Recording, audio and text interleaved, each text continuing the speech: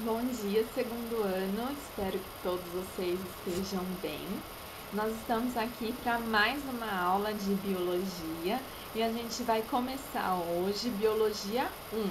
A gente terminou na última aula um capítulo de Biologia 2 e a gente tem revezado os capítulos. Então hoje a gente vai começar o capítulo 7. Eu peço que vocês peguem seu livro 2 de Biologia e daí abram na página 38 da frente de Biologia 1. A gente vai aprender hoje a lei da segregação independente e esse capítulo ele tem duas partes, tá? Então a primeira a gente vê lei da segregação independente, que também é conhecida como a segunda lei de Mendel.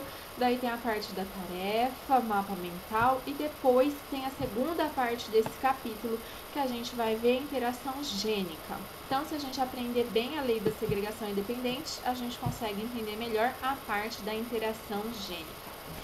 Então, por que se chama segunda lei de Mendel? Na primeira lei de Mendel, a gente aprendeu sobre quando Mendel analisava apenas um gene de cada vez. E agora ele desenvolveu estudos onde ele analisa dois genes de uma só vez. Então, ele está analisando duas características da mesma vez. Vamos lembrar que Mendel trabalhava com ervilhas, então ele analisava duas características opostas, bem diferentes, e duas características que eram comandadas apenas por dois alelos. Então, por exemplo, se ele analisava a característica cor de ervilhas, nós tínhamos cor de ervilha verde ou vermelha. Então, um alelo dominante e um alelo recessivo. E agora, na segunda lei de Mendel, ele está analisando duas características. Então, por exemplo, ele analisou as cores das ervilhas e também se a ervilha era lisa ou rugosa. E ele fez essa análise ao mesmo tempo. É importante a gente saber que esses genes estão localizados em cromossomos autossomos e são cromossomos autossomos diferentes. Por isso, então, chama a lei da segregação independente, porque o que ele descobriu foi que esses genes, ele não usava, lógico, né, essa palavra, ele usava fatores, então que esses fatores, eles se separavam na formação dos gametas de maneira independente. Depois a gente vai ver que estudos posteriores entenderam que existem genes que estão localizados no mesmo cromossomo e eles não se separam na formação dos gametas, então não é independente. Isso a gente chama de ligação fatorial. Isso vai ser alvo de estudo em outros capítulos. E também existem genes que um interfere na ação do outro. E se um interfere na ação do outro, a gente fala que há uma interação gênica, que um gene está interagindo com o outro. Então, não é um caso de polialelia, não é que tem vários alelos para a mesma característica. São dois genes que interagem e por isso que a gente vai ter a segunda parte deste capítulo, tá bom? Mas vamos com calma, né? Vamos então primeiro entender como que a gente vai analisar duas características ao mesmo tempo, que foi os estudos que Mendel fez. E para isso a gente vai precisar primeiro relembrar a primeira lei de Mendel. A gente já tá, né, meio cansadinho de fazer aquele quadrinho do joguinho da velha, o quadro de punê, azão, azinho, mas a gente precisa dar uma relembrada de como foram os estudos de Mendel, da primeira lei, para nos ajudar a entender como que foi a segunda lei. Então, fiz de novo aqui os nossos quadrinhos para nos ajudar. Então, na primeira lei de Mendel, a gente tinha a geração parental, lembrando que ele chamou de gerações puras, a gente chama de homozigoto hoje, né? Então, tinha azão, azão e azinho, azinho, né? A geração pura. Os gametas formados, então, aqui azão, aqui azinho, e daí a gente tinha F1, a primeira geração, que era o híbrido azão, azinho, tá bom? 100% da característica dominante. E daí ele fez a autofecundação dessa geração. Então, passei uma linha aqui, a autofecundação dessa geração. Então, aqui os gametas, né, a gente falava, dividia no meio. Então, tinha a possibilidade de gametazão e azinho, obviamente aqui também, né, azão e azinho, e aqui a parte que a gente já tá meio cansadinha de fazer, né, a gente tem aqui então a proporção fenotípica de 3:1. Então, 3 com a característica dominante, 1 com a característica recessiva. Então, aqui, gente, só uma relembrada super rápida, tá bom? E como que foi a segunda lei de Mendel? Então, na segunda lei de Mendel, ou lei da segregação independente, ele está analisando 2 ou mais genes, tá bom? Você pode analisar 3, 4, 5 características ao mesmo tempo, tá? Mas a gente vai começar com 2, tá? Então, calma lá, 2 só, não se desesperem. E lembrando que esses genes têm que estar localizados em cromossomos autossomos distintos. Então, cromossomos distintos. E como que foram os experimentos de Mendel? A gente começa sempre pelos experimentos para entender quais conclusões que Mendel chegou. Então, fiz até com desenhos aqui para nos ajudar. Ele analisou sementes de ervilhas, ok? Ele escolheu 2 características bem fáceis de serem percebidas e bem distintas. Então, cor de ervilha e como que era a superfície da ervilha. Então, se a cor da ervilha era verde ou amarela, e se a superfície dela era lisa ou rugosa, se a casquinha dela era lisa ou rugosa. Então, obviamente, né, ele fez todos aqueles experimentos para garantir que a linhagem que ele estava trabalhando era linhagens puras. Então, ele começou com linhagens puras. Então, a linhagem pura parental era amarela e lisa e a outra verde e rugosa, tá? Então, já coloquei aqui pra gente o que ele não sabia, né, que é o genótipo, os genes, tá? Lembrando que o dominante é maiúsculo e o recessivo minúsculo. E daí aqui, gente, a gente tá colocando a letra da característica recessiva, tá? Então, para cor verde e amarela, eu coloquei V, tá? Então, Vzinho e Vzão, V de verde, tá? Então, Vzinho recessiva e Vzão dominante, então dominante amarela. E rugosa é recessiva, então Rzinho, lisa dominante é Rzão, tá bom? Então, na F1, a gente vai ter 100% de amarela e lisa, que é o dominante. Como que ficam as gametas aqui nesse caso? Bom, a gente sabe que tem que ter uma cópia, né, de cada alelo, ok? Então, você tem que pensar assim, olha, pro Vzão, daí você pensa separado, tá? Vzão, qual é o alelo que ele vai mandar para o filho? Bom, só tem Vzão para ele mandar. Então, no gameta dele tem que ter Vzão. Pois bem, tá aqui o Vzão no gameta. Agora, olha só pro Rzão. Qual que ele vai mandar? Ah, vai mandar Rzão. Pois bem, então tá aqui junto, ó, Vzão e Rzão, ok? Tá? Então, pensa primeiro em um, depois no outro. Sempre assim vai ser mais fácil pra você, tá bom? Então, Vzinho, o que vai mandar? Vzinho. Tá, agora vamos pensar no R. Rzinho, o que vai mandar? Rzinho. Pois bem, então, gameta é Vzinho, Rzinho. E daí a gente junta para formar a F1. Então, Vzão, Rzão, Vzinho, Rzinho, juntamos. E daí você põe, né, os alelos iguais juntos.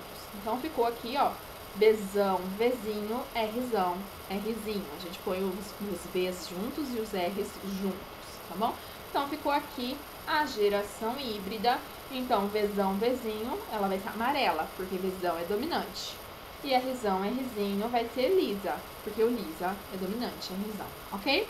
E daí, mais uma vez, ele vai fazer a autofecundação da F1. E ele fez aqui, então, a autofecundação, olha aqui os híbridos. E daí esse foi o que ele observou. Lembra, gente? Ele não sabe o que é alelo. Ele não sabe o que é cromossomo. Ele não sabe o que é gene. Ele falava que eram fatores que se separavam na formação dos gametas. Era isso que ele sabia naquela época. E ele tinha um conhecimento de cientista muito grande, né? Ele tinha toda uma linha de pensamento excelente para a época dele, né? Então, o que ele observou? Gente, desse cruzamento, ele contava, né, as ervilhas, quantas vinham, né, como que eram essas sementes que eram geradas. Ele contou que, desse cruzamento aqui, foram geradas 315 ervilhas, que eram amarelas e lisas, 111 que eram amarelas e rugosas, 108 que eram verdes e lisas, e 32 que eram verdes e rugosas. Ele falou, meu Deus, e daí? E daí que ele chegou numa proporção, ele conseguiu chegar numa proporção disso, entendendo que a proporção fenotípica, fenótipo, então das características, era uma proporção 9 para 3 para 3 para 1. E ele foi pensando como que era, ele entendia que os fatores aqui era híbrido, ele entendia que era um híbrido, e ele entendia que ia, né, nos gametas um de cada, ele já tinha a primeira lei dele, e ele entendia que misturava, e ele sabia que depois reaparecia aqui na geração F2. Então, sabendo da sua primeira lei, ele teve que repensar e entender como é que isso acontecia.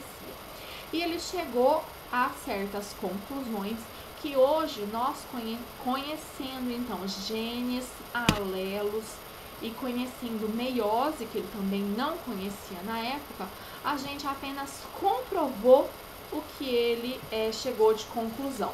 Qual foi a conclusão que ele chegou? Ele falou assim que quando em um cruzamento tiver envolvido 2 ou mais caracteres, os fatores que determinam cada um deles vão se separar independentemente durante a formação dos gametas. E eles vão se recombinar ao acaso. E daí vai formar todas as combinações possíveis.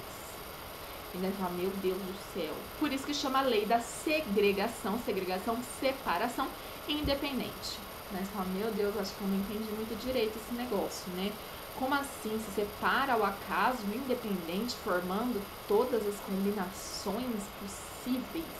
E daí a gente vai precisar lembrar da meiose, para a gente entender um pouco melhor o que é que está acontecendo. A gente é um pouco mais visual, né? Então, a gente vai ter que relembrar um pouquinho de meiose, tá bom? Então, vamos lá relembrar, gente, a nossa meiose. Então, no primeiro ano, a gente aprendeu mitose e meiose. Lembrando, meiose divide ao meio o conteúdo do material genético. Então, nós tínhamos células com 2 cópias do material genético, células 2N. Começamos com uma célula mãe e terminamos com 4 células filhas com metade do material genético. Mas o que acontece nesse meio do caminho? Aqui eu estou representando apenas um par de cromossomos homólogos, tá? Então, eu tenho aqui um par de cromossomos homólogos, representei uma célula híbrida, tá? Então, azão, azinho aqui. Cada tracinho é um cromossomo, tá? E eu coloquei uma localização aí do gene qualquer, azão, azinho, tá? Primeiro o que acontece é a duplicação desse cromossomo. Então, tá aqui o xizinho, né? Cromossomos duplicados. Então, azão, azinho, azão, perdão, e azinho, azinho. Daí a gente tem meiose 1, meiose 2. Na meiose 1, a gente tem a separação dos cromossomos homólogos. Então, tá aqui, ó, o primeiro cromossomo, azão, e aqui o segundo, azinho. E depois, na meiose 2, separa as cromátides irmãs. E daí a gente, então, no fim, tem 4 células, cada um carregando apenas um cromossomo. Mas, lembre-se que a gente está falando segunda lei de Mendel, a gente está analisando 2 genes ao mesmo tempo. E os 2 genes estão localizados em cromossomos diferentes. Então, a gente vai ter que considerar aqui 2 cromossomos e não apenas um par de cromossomo homólogo. Então, aqui é como se eu tivesse colocado mais um aqui. E daí aqui, quem que vai com quem? Gente, é ao acaso, as combinações são ao acaso. E por isso que ele falou que as combinações são ao acaso. Não tem nenhum cromossomo que fala assim, ai, nossa, se eu tivesse aqui Bzão, Bzinho, ai, o azão vai pro Bzão. Não, o azão pode ir pro Bzão. O azão pode ir pro Bzinho. Quando formar aqui no final?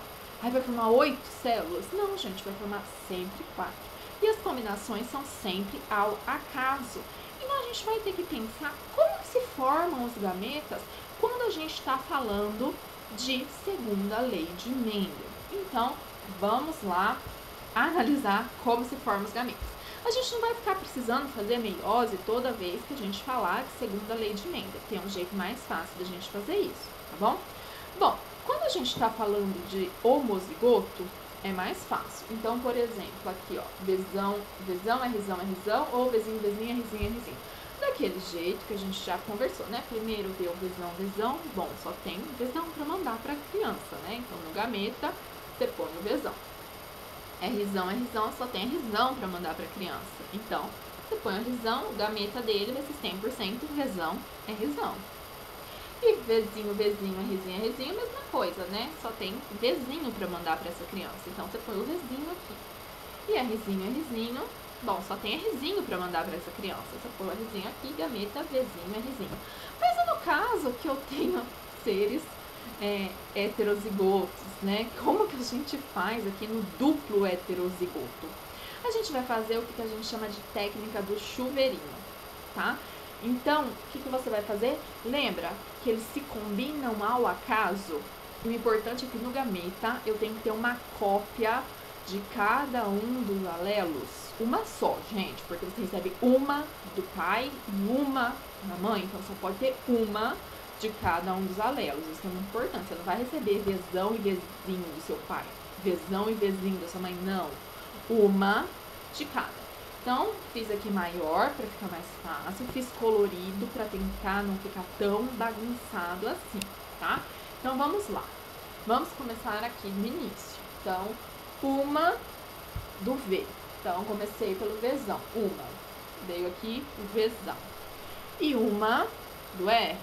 Então, peguei o primeiro R, Rzão. Então, a primeira possibilidade de gameta é Vzão, Rzão. Ok? Vamos para a segunda possibilidade de gameta. A segunda possibilidade de gameta, bom, esse Vzão também pode se combinar com o Rzinho. Então, coloquei aqui, ó, Vzão, Rzinho. É a segunda possibilidade de gameta. Agora, o Vzão já se combinou com as duas possibilidades de R. Não tem nenhuma outra possibilidade para ele se combinar, ok? Mas tem o Vzinho ali, né? Então, vamos continuar. Então, Vzinho pode se combinar com esse Rzão aqui, ó. Então, Vzinho, Rzão é a terceira possibilidade de gameta desse indivíduo. Mas ainda tem outra possibilidade de gameta desse indivíduo. Então, o Vzinho pode se combinar com o Rzinho. E aqui está a quarta possibilidade de gameta desse indivíduo. E assim, essa técnica aqui chama técnica do chuveirinho, tá? A gente faz todas as possibilidades de encontro dos gametas. Então, são todas as possibilidades de combinações que a gente vai ter nos gametas. Por isso que é segregação independente, onde os alelos se encontram ao acaso. E daí você fala, meu Deus, então eu tenho 4 tipos de gametas? Sim, temos 4 tipos de gametas. E daí como que eu ponho tudo isso no quadro de Punnett? Pois bem, então o nosso quadro de Punnett não pode ser mais aquele joguinho da velha curtinho, vai ter que ser um quadro de Punnett estendido. E vamos ver como que vai ficar o nosso quadro de Punnett estendido. Gente, não é tão difícil não. Se eu tenho 4 possibilidades de gameta, é só fazer um quadro de Punnett com 4 linhas em cada um dos lados. Então, aqui está o nosso quadro de Punnett. Não se assustem, vou explicar direitinho, tá? Então, ó, 1, 2, 3, 4 linhas aqui e 1, 2, 3, 4 linhas aqui. 4 gametas, 4 linhas, tá? 4 linhas na horizontal, 4 linhas horizontal, 4 linhas na vertical. E aqui eu coloquei os 4 gametas que eu fiz no chuveirinho e aqui os 4 gametas que eu fiz no chuveirinho. Gente, e é a mesma coisa que a gente tá acostumado. A única coisa é que você vai ter que fazer com paciência, tá? Porque olha só, você vem aqui, ó, Vzão, Rzão, Vzão, Rzão. Então aqui fica, lembra os V juntos, os R juntos? Então, Vzão, Vzão, ó, Vzão com Vzão, Rzão, Rzão. E assim você vai até o último, ó, Vzinho com Vzinho, Rzinho com Rzinho. Gente, não tem segredo. A única coisa que tem que ter aqui é paciência. diferenciar, ok? Mas isso aqui a gente está fazendo desde o começo do ano. Só que com 4, né? 2 gametas de um lado, 2 gametas do outro. Aqui são 4, não tem muito segredo, tá bom? Eu coloquei aqui pra gente lembrar qual que é o alelo, né, de cada um, porque afinal foi tanto da aula que a gente, né, já passou um tempinho. Então, lembrando, Vzão é amarela, Vzinho é verde, a cor da semente. Rzão é lisa e Rzinho é rugosa. Então, se a gente tiver um genótipo Vzão alguma coisa, Rzão alguma coisa, significa que as nossas sementes serão amarelas e lisas. E daí eu fui procurando aqui pra gente quais que eram Vzão alguma coisa, Rzão alguma coisa. Então, ó, Vzão alguma coisa, Rzão alguma coisa, Vzão alguma coisa, Rzão alguma coisa. E eu encontrei aqui, ó, 1, 2, 3, 4, 5, 6, 7, 8, 9 de 16 possibilidades. Igualzinho Mendel encontrou nas proporções dele, 9. Daí fui procurando amarelas e rugosas, Vzão alguma coisa, Rzinho é Rzinho. E daí eu encontrei aqui 1, 2, 3, ó, Vzão alguma coisa, Rzinho é Rzinho. Igualzinho Mendel encontrou nas proporções dele, 3. Então, 3 de 16. Então, 3, tá? Daí procurei também verde lisa, tem que ter Vzinho, Vzinho, Rzão, alguma coisa, né? Pra ser lisa, Rzão. E daí eu encontrei aqui, ó, Vzão, Vzão, Vzinho, Vzinho, perdão, Rzinho, Rzão, Rzão, Vzão, Vzinho, Vzinho, Rzão, Rzinho, Vzinho, Vzinho, Rzão, Rzinho. Então, 1, 2, 3. 3 de 16. E aqui, por fim, verde rugosa, tem que ser, então, Vzinho, Vzinho, Rzinho, Rzinho, 1 de 16. Gente, a proporção fenotípica, 9 para 3, para 3, para 1. Exatamente igual o que Mendel encontrou há tantos anos atrás, quando ele não sabia o que era gene, o que era cromossomo, o que eram alelos, ele chamava de fatores, e ele fez tudo isso aqui, ó, na cabeça dele com proporções matemáticas, ok? Então, gente, essa é a segunda lei de Mendel. Na próxima aula eu vou trazer para vocês exemplos de genes que estão localizados em cromossomos diferentes e a gente vai ver o comportamento desses genes. Até mais!